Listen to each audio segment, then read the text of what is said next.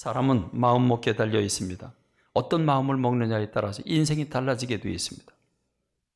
오늘 본문의 다윗이 그렇습니다. 오늘 본문의 다윗은 시편 108편 1절에서 다윗은 하나님을 향해서 이렇게 외칩니다. 하나님이여 내 마음을 정하였습니다.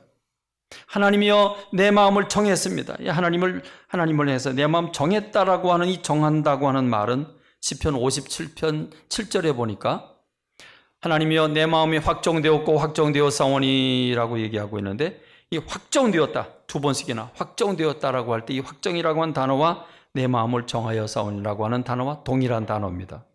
그러니까 다윗은 마음을 정했습니다. 그 말은 지금까지 정하지 못했었다는 거죠. 지금까지 마음을 정하지 못했는데 이제 마음을 정했다는 겁니다. 결심했다는 것입니다. 이것이 다윗의 삶을 바꾸게 된 줄로 믿습니다.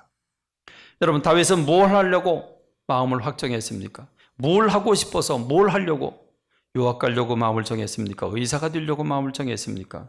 다윗이라고 하는 사람은 내 마음이 하나님이여 내 마음을 정하여 싸우니 내가 노래하며 나의 마음을 다하여 찬송하리이다 그랬습니다. 여러분, 다윗이라고 하는 사람이 뭐 하려고 결심한 겁니까? 뭐 하려고 마음을 확정 지은 겁니까? 노래하려고요. 노래를 하려고, 찬송 부르려고 마음을 확정했다? 난 별건 줄 알았는데 별것도 아니네. 그럴 수 있습니다. 여러분, 이 말은 무슨 말입니까? 2절 말씀을 보면 조금 보충 설명이 됩니다. 2절 말씀을 보면 비파야 수구마 깰지어다 내가 새벽을 깨우리로다. 이 말은 비파나 수금은 노래를 하는 도구, 악기입니다. 그런데 악기를 비파를 깨우고 수금을 깨우겠다고 하는 건 지금까지 이 수금과 비파가 잠들어 있다는 얘기죠. 그럼 지금까지 수금과 비파를 키지 않았다는 것입니다. 지금 새벽을 깨우겠다고 하는 얘기는 지금 한밤중이라는 얘기입니다. 한밤중 칠흑 같은 어둠이 지나가면 해가 이제 태양빛이 발산하기 시작을 하고 그때 여명이 옵니다. 그러면 지금 새벽을 깨우겠다고 하는 얘기는 지금 다윗이 처한 상황은 캄캄한 흑암이라는 겁니다. 밤중이라는 겁니다. 칠흑 같은 어둠이라는 것입니다. 다시 말하면 소망이 없다는 얘기죠. 지금 나는 인생의 밤길을 걷고 있다는 겁니다. 나는 지금 노래 부를 상황이 아니라는 겁니다. 지금 이 상황에 내가 노래를 부를 수 있는 상황이 아니라는 거죠. 모르겠습니다. 시편 108편의 내용이 다윗의 시라고만 기록되어 있기 때문에 어느 상황에서 기록했다고 나와 있지 않습니다. 사울을 피해서 아둘람 굴에 숨었을 때라든지 또는 어떤 사건이 일어났을 때라고 설명을 해주면 좋은데 그런 설명이 없기 때문에 우린 그저 추정할 뿐입니다. 어린 시절에 기라성 같은 형님 7이 있어서 다윗은 항상 8번째 아들로 날마다 들어가서 그 양들을 키워야 했습니다. 내 인생은 뭐냐? 나는 맨날 양들만 키울 거냐? 그럴 때 그렇겠는지, 아니면 사울이라고 하는 사람을 옆에서 찬양하고 도울 때 좁은 공간에서 왕궁에서 창을 들어서 자기를 죽이겠다고 덤벼드는 사울왕을 피해서 몇 번씩이나 도망갔다가 나중에는 완전히 도망을 가죠. 그래서 3,000명의 군사를 이끌고 다윗을 잡겠다고 이잡듯이 뒤집니다. 갈 데가 없어서 나중에 블레셋으로 도망가서 남의 나라에 가서 좀 빌붙여 보려고 그랬지만 거기서도 여의치 않아서 침을 질질 흘리면서 바보인 척하면서 그는 구사일생으로 살아남기도 합니다.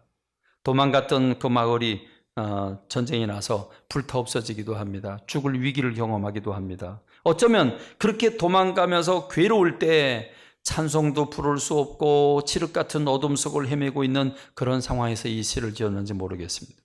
아니면 밧세바를 취하고 그 우리아를 죽이고 밧세바를 취할 때 그 죄 가운데 빠져서 괴로워서 찬양도 부르지 못하고 정말 뼛속까지 스며드는 그 고통과 아픔 때문에 그가 괴로워하는 와중에 결심을 하고 하나님을 찬양하겠다고 노래하겠다고 그렇게 선언했는지 그건 알 수 없습니다.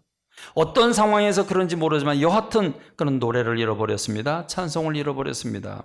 지금 흑암의 고난의 한밤중을 살고 있는 겁니다.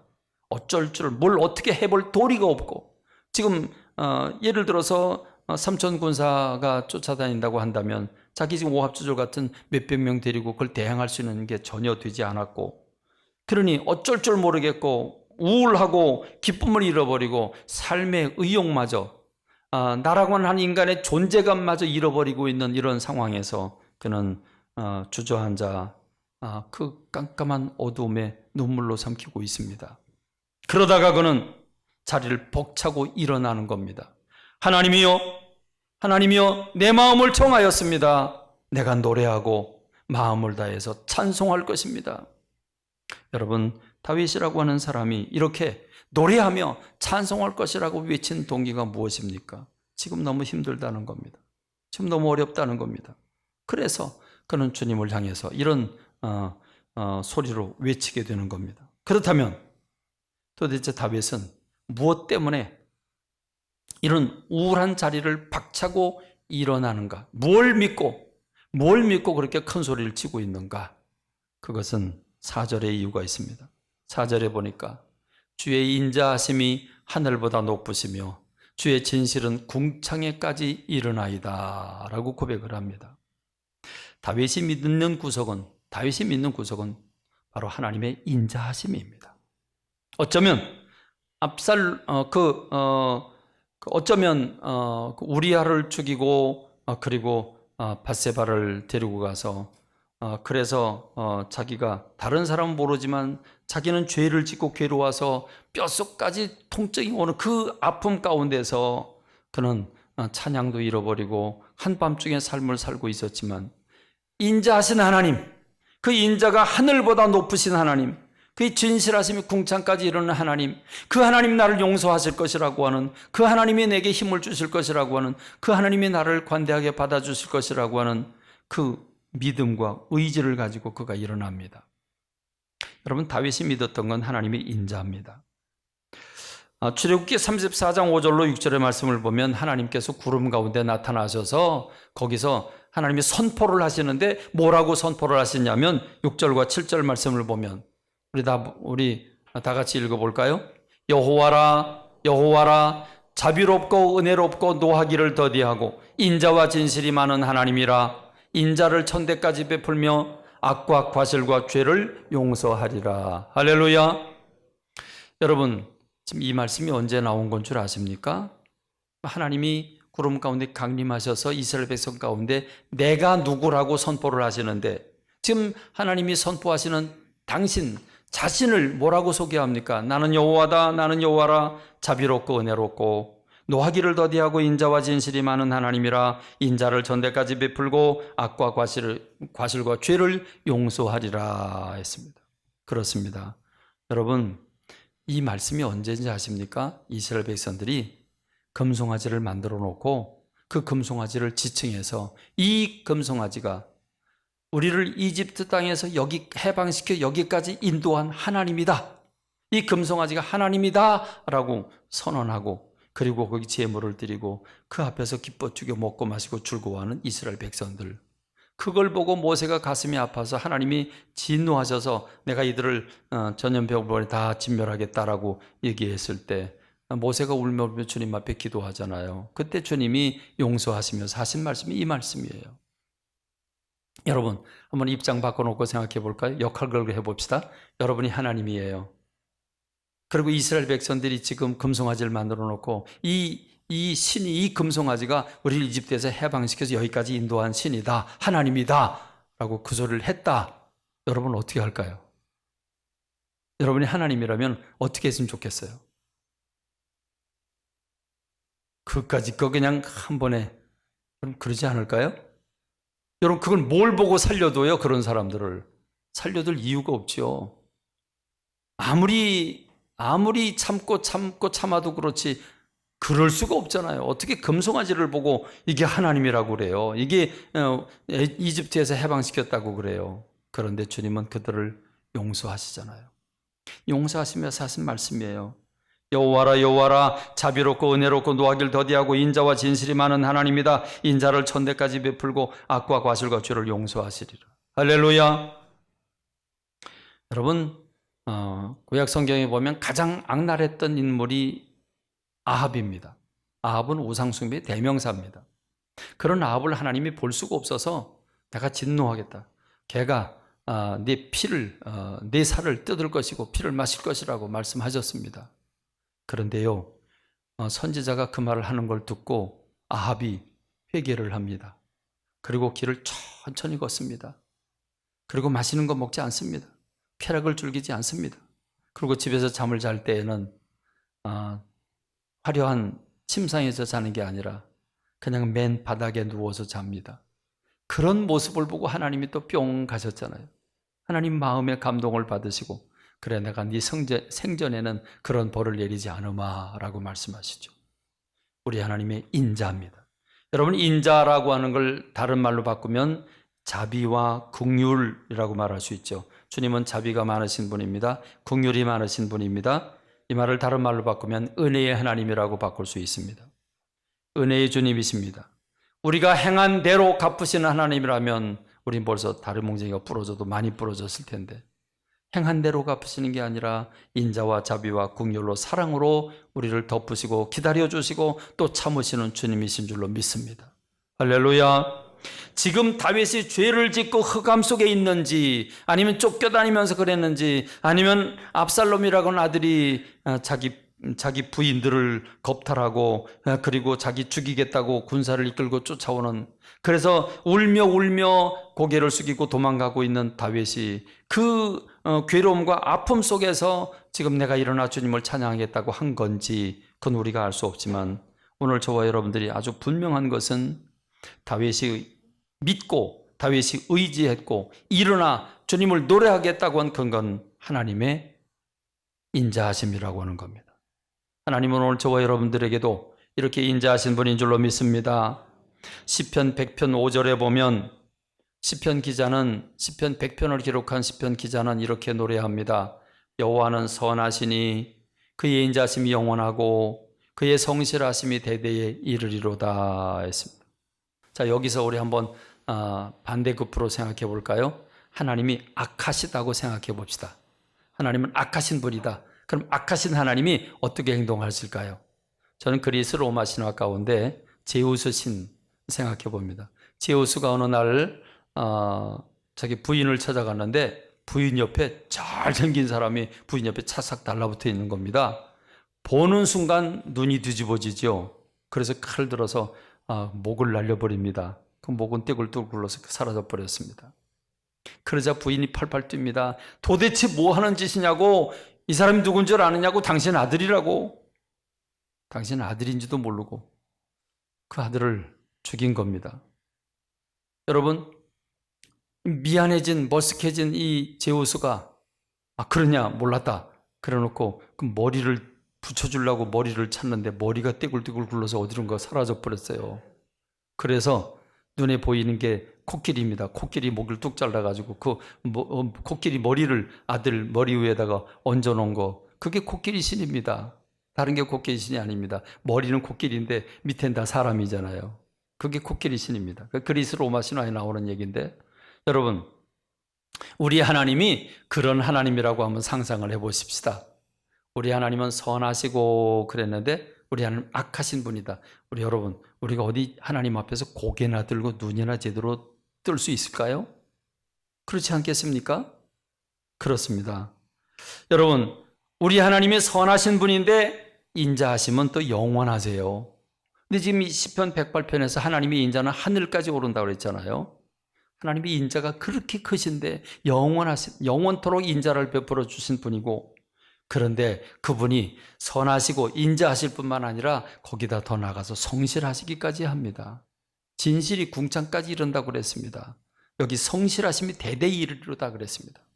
성실하심까지 있습니다. 그러니 우리의 소망은 하나님의 인자에 있는 줄로 믿습니다. 하나님의 사랑에 있는 줄로 믿습니다. 하나님의 긍휼에 있는 줄로 믿습니다. 그 하나님의 긍휼을 믿고 하나님을 바라보는 그 다윗은 내가 내 마음이 정하여 싸우니 내가 노래하고 내 마음을 다하여 주님을 찬송하겠습니다 외치고 있습니다. 할렐루야. 시편 100편 1절로 4절의 말씀을 보면 어떻게 노래하고 있습니까? 온 땅이여 여호와께 즐거운 찬송을 불러라. 기쁨으로 여호와를 섬기며 노래하면서 그의 앞에 나아가라. 노래하면서 감사함으로 그의 문에 들어가며 찬송함으로 그의 궁정에 들어가서 그에게 감사하고 그의 이름을 송축할지어다. 할렐루야, 할렐루야, 할렐루야. 오늘 우리가 사는 시대가 너무 암울합니다. 코로나19로 인해서 모두가 이제 좀 10명대 이하로 내려갈 때 희망이 생겼습니다. 우리도 희망이 있구나. 그랬는데 이게 웬걸요. 이태원 발부터 시작을 해서 지금까지 계속해서 50명 단위를 오르락내리락 하고 있습니다. 춘천에까지도 막 감염 환자가 생기고 하니까 모두가 다 혼비백산이 됩니다. 여러분, 거기다가 북한은 왜 또 저짓거리를 하고 있는지, 언제 전쟁이 일어날지 알 수가 없는데, 여러분, 미국이, 중국이, 일본이, 러시아가 우리 편 들겠습니까? 그러니 언제 전쟁이 일어날지도 알 수 없는 상황이 전개되고 있습니다. 그럼 경제는 어떻게 올 연말쯤에 회복될까요? 그러면 4차로 또 수정을 해서 올려서 더 예산을 확보하고 나눠주면 행복해질까요? 그럼 경제는 언제 회복될 것 같습니까? 여러분, 세계는 어떻게 됩니까? 미국은 하루에 지금 2만 명이 넘도록 지금 확진자가 생기고 있습니다. 브라질도 2만 명이 넘습니다. 여러분, 아무리 봐도 좌우 사방을 둘러봐도 정치, 경제, 사회, 문화 전 분야를 봐도 힘듭니다. 그렇습니다. 여러분, 이렇게 캄캄한 밤중 같고 도저히 노래 부를 수 없는 환경 가운데는 오늘 저와 여러분들이 하나님의 인자하심을 바라다보고 힘을 얻고 마음을 정하는 저와 여러분 되길 간절히 소원합니다. 다윗이든지 시편 기자이든지 동일합니다. 언제든지 하나님을 신뢰하고 하나님을 믿고 하나님을 의지하고 하나님의 사랑을 확실히 믿고 있는 사람들은 견고하고 흔들리지 않는 줄로 믿습니다. 시편 91편 1절로 2절에 보니까 지존자의 은밀한 곳에 거주하며, 지존자라고 한 말은 지극히 높으신 분이라고 한 말인데, 이 지극히 높으신 분, 그의 은밀한 곳에 있다는 말은 그 지극히 높으신 분이 우리를 숨겨줬다는 말입니다. 그래서 은밀한 곳에 거주하고 있습니다. 전능자의 그늘 아래에 있습니다. 대통령의 그늘 아래만 있어도 대단한 백그라운드가 돼서 장관이라도 한 자리에 얻을 수 있겠는데, 여러분, 전능자의 그늘 아래에 있습니다. 하나님의 그늘 아래에 있습니다. 나는 여호와를 향하여 말하기를 그는 나의 피난처요 나의 요새요 내가 의리하는 하나님이다. 그 지존자의 또 전능자의 그늘 아래에 있고 그 품하에 그 은밀한 곳에 숨어 있기 때문에 안전한 겁니다. 그래서 하나님은 나의 피난처가 되고 하나님은 나의 요새가 되고 내가 의지할 수 있는 분이 되는 겁니다. 그래서 시편 91편은 이렇게 얘기합니다. 이는 그가 너를 새 사냥꾼의 올무에서와 심한 전염병에서 건지실 것이미로다. 아멘도 없어요. 어떻게 해요? 오늘 희망적인 메시지를 전하는데 어떻게 오늘 분위기가 쭉 가라앉은 게, 여러분, 힘내라고 이 설교하는 겁니다. 제가 다시 읽습니다. 이는 그가 너를 새 사냥꾼의 올무에서와 코로나19에서 건지실 것이미로다. 할렐루야, 할렐루야. 그렇지 않습니까? 여러분, 하나님 1대1로 저와 여러분이 하나님과 1대1로 인격을 맺고 하나님 내 이름을 부르시고 나를 사랑하시고 보호하시고 인도하신 주님인 줄 믿고 계십니까? 하나님 도매금으로 우리 모두를 그냥 일괄적으로 사랑하신 분입니까? 하나님 오늘 저와 여러분들을 한 사람 한 사람 인격적으로 신앙을 고백하는 사람들을 사랑하시는 주님인 줄로 믿습니다. 저는 믿습니다. 그래서 시편 기자는 91편 기자는 이렇게 얘기합니다. 그가 너를 그의 깃으로 덮으시니 날개 아래 품어주는 것처럼 네가 그의 날개 아래 피하리로다.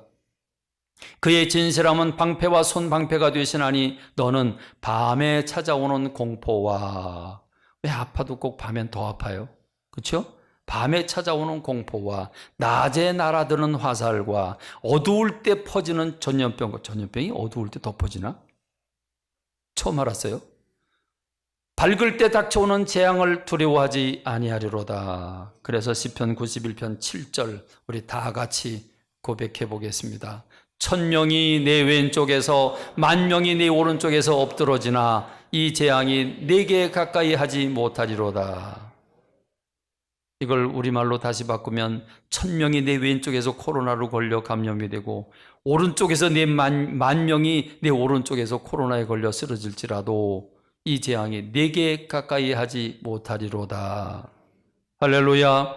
여러분, 이 신앙 고백이 오늘 저와 여러분 가운데 있길 간절히 소원합니다. 할렐루야. 오늘 좌우 사방에 우리가 웃을 일이 없지만, 좌우 사방에 희망이 보이지 않지만, 그러나 다윗처럼 하나님으로 의지하고 하나님 전능자를 신뢰하고 하나님의 인자를 신뢰하면서 우리가 함께 나도 노래하겠다, 내가 이제 노래하고 내가 주님을 찬송하겠다, 이런 우리가 되길 간절히 소원합니다. 그래서 다윗은 무엇을 합니까? 다윗이 일어나서 노래하기 위해 그가 행동하는 것은 무엇입니까? 오늘 2절의 말씀, 비파야 수고마 깰지어다 내가 새벽을 깨우리로다 그럽니다. 여러분, 꼭 이런 것 같지 않으세요?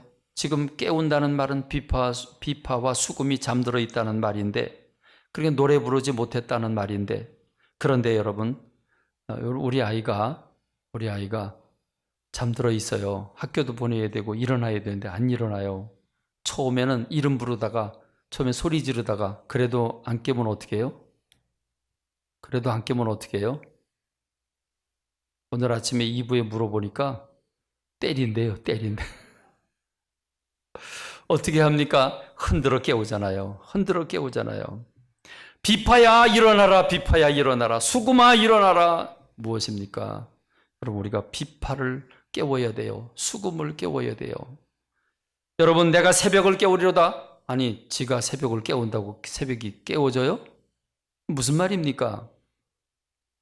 캄캄한 밤, 지금 내가 밤의 상황이지만 새벽이 오라고 소리치고 있는 겁니다. 여러분, 이 말은 우리말로 바꾸면 이렇습니다. 너 우울아, 나를 우울하게 만드는 우울한 마음아, 떠나갈지어다. 너 나를 사로잡는 어둠의 세력들아, 내 일을 자꾸 방해하고 나로 하여금 우환이 겹치게 하는 사단의 세력들아, 주님의 이름으로 명하노니 떠나가라, 명령하는 줄로 믿습니다. 그럼 여러분, 어떻게 하는 게 비파와 수금을 깨우고 새벽을 깨우는 것입니까? 3절에 이어서 이렇게 말합니다. 여호와여, 내가 만민 중에서 주께 감사하고 문나라 중에서 주를 찬송하리이다 그랬습니다. 입술로, 여러분, 이렇게 힘들고 어려울 때에는 힘들다 그럴 게 아니라 원망하고 불평하고 만나는 사람마다 괜히 신경질 부릴 게 아니라 감사를 표현해야 되는 줄로 믿습니다. 이럴 때에 우리는 더 웃음을 만들어야 되는 줄로 믿습니다. 여러분, 힘들수록 감사하고 답답할수록 긍정적인 얘기를 하고, 그리고 혼자 있지 말고 함께 나와서 함께 찬양하고 소리 높여 기도해야 됩니다. 여러분, 저는 이 교회를 항상 비워놓습니다. 아이들이 와서 드럼도 하고 피아노도 칠 때면 제가 얘들아 아주 미안한데 여기는 좀 비워놔야 돼. 드럼 치고 싶으면 저쪽 5층 가서 마음 놓고 두드려라. 여긴 비워놔야 된다. 왜냐하면 언제든지 누구든지 와서 기도해야 되니까. 그때 기도하려고 하는데 드럼 치고 있으면 기도가 되겠냐. 전 비워놓습니다. 여러분, 언제라도 교회 와서 기도하십시오. 소리져 부르짖어 기도하십시오. 여러분, 언제 소리내서 찬양 불러본 적이 있습니까? 여러분, 집에서 말입니다. 언제 찬양 불러보셨습니까? 찬양을 수없이 듣기는 하지만 우리가 입으로 찬양을 불러본 것은 오래되었을 것입니다.